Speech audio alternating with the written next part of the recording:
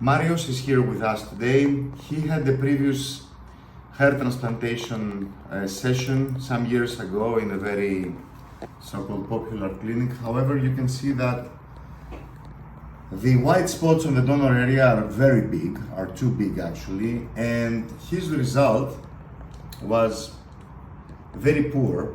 He only had some growth here and some very light growth here and on the other side. So we decided to go for a mega session of 3,500 grafts. This is, you will see now, this was the new design of the hairline.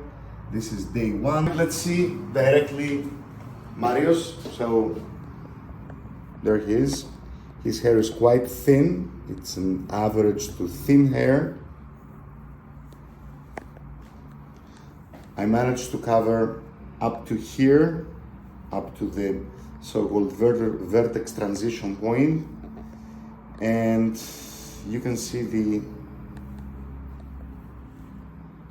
with this fine hair, all this area is fully covered and quite dense, even though he could use a bit longer haircut. Now this area was not transplanted. It has benefited a bit from minoxidil, but not much. He's not on finasteride.